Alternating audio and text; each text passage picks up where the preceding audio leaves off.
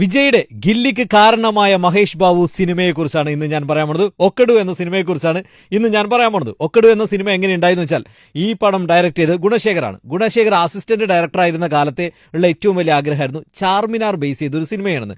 ആ ചാർമിനാറിന്റെ സൈഡിലൂടെ പലതവണ പോകുമ്പോൾ ആ ആഗ്രഹം മനസ്സിലുണ്ടായിരുന്നു.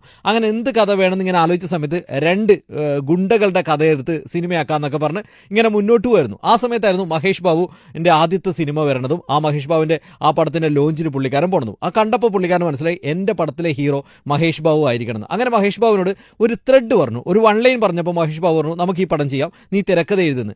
ആ സമയത്താണ് ഗോപി ചന്ദ് എന്ന ബാഡ്മിന്റൺ പ്ലെയറുടെ കഥ ഗുണശേഖർ കേൾക്കണത്, അല്ലെങ്കിൽ ആ കഥ വായിക്കണത്. അങ്ങനെ അച്ഛന് ഇഷ്ടമില്ലാതെ ബാഡ്മിന്റൺ ഇറങ്ങി തിരിച്ച ഗോപിചന്ദിന്റെ കഥയൊക്കെ കേട്ടപ്പോൾ ഗുണശേഖരന് തോന്നി ഇതും ഈ സിനിമയിലേക്ക് ആഡ് ചെയ്യാന്ന്. അങ്ങനെ അച്ഛന് ഇഷ്ടമില്ലാതെ കബഡി കളിക്കാൻ പോകുന്ന ഒരു മകന്റെ കഥയാക്കിയിട്ട് ഈ സിനിമ പിന്നീട് മാറ്റിയാണ്. മഹേഷ് ബാബുവിനോട് ഈ കഥ പറഞ്ഞ സമയത്ത് മഹേഷ് ബാബുവിനും ഒക്കെ ആയിരുന്നു.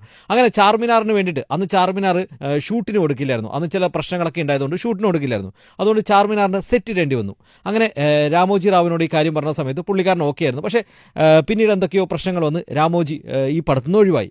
അങ്ങനെയാണ് രാജുവിൻ്റെ അടുത്ത് ഈ കഥയായിട്ട് പോണതും. രാജു പറഞ്ഞു നമുക്ക് ചാർമിനാറിൻ്റെ സെറ്റ് ഇടാമെന്ന്. അങ്ങനെ 10 ഏക്കർ സ്ഥലം എടുത്തിട്ടാണ് അവിടെ ചാർമിനാറിൻ്റെ സെറ്റ് ഇടുന്നത്. ശരിക്കും പറഞ്ഞാൽ ചാർമിനാറിൻ്റെ അന്നത്തെ സെറ്റ് ഏകദേശം 120 അടി ഉയരത്തിലുള്ള സെറ്റായിരുന്നു ഈ പടത്തിന് വേണ്ടിയിട്ടത്.